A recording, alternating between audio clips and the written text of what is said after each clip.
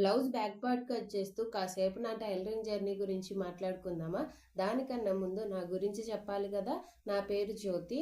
నాది inter complete అయింది. Inter complete అయిన వెంటనే నాకు మ్యారేజ్ అయింది. మా ఊరు వచ్చేసి పుట్టినిల్లు పెనుమూలే, అలాగే మెట్టినిల్లు కూడా పెనుమూలేను. 2021లో మ్యారేజ్ అయింది. మ్యారేజ్ అయిన 1 ఇయర్కి పాప పుట్టింది. పాపకి 9 మంత్స్ ఉన్నప్పుడు మేము తెనాలి షిఫ్ట్ అయ్యాము. అక్కడ రెంట్కు ఉండేవాళ్ళం. ఎందుకంటే అక్కడ ఒక షాపింగ్ మాల్‌లో మా వారు క్యాషియర్‌గా వర్క్ చేసేవాళ్ళు. అందుకనే తెనాలిలోనే రెంట్‌కుండేవాళ్ళం. అప్పుడే నా టైలరింగ్ జర్నీ స్టార్ట్ అయింది.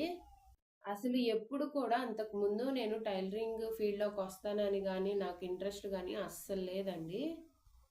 మేము రెంట్‌కుండే ఇంటెదురు టైలరింగ్ షాప్ ఉండేది. అక్కడ ఈవినింగ్ టైంలో పాప ఆడుకుంటూ ఉండేది. నేను, పాప అక్కడే ఉండేవాళ్ళం. అప్పుడు అక్కడ టైలరింగ్ చేసేవాళ్ళు నాకు పరిచయం అయ్యారు. అయితే ఒకరోజు హెమ్మింగ్ చేస్తావా అని అడిగింది అక్కడ ఓనరు. నాకు రాదండి అంటే, ఒకసారి చూపిస్తాను. హెమ్మింగ్‌కి ఆల్రెడీ ఇద్దరున్నారు కానీ ఇంకా కావాలి. నీకు వీలైతే చెయ్యి, ఖాళీగా ఉండడం ఎందుకు అని చెప్పి ఒక సజెషన్ ఇచ్చింది. సరే ఒకసారి చూయించండి చేస్తానన్నాను. ఒక్కసారే చూయించిందండి. నెక్స్ట్ హెమ్మింగ్ చేసేదాన్ని ఆమె దగ్గర. అలా ఒక 5 డేస్ ఇంట్లో ఉంటూనే హెమ్మింగ్ చేశాను.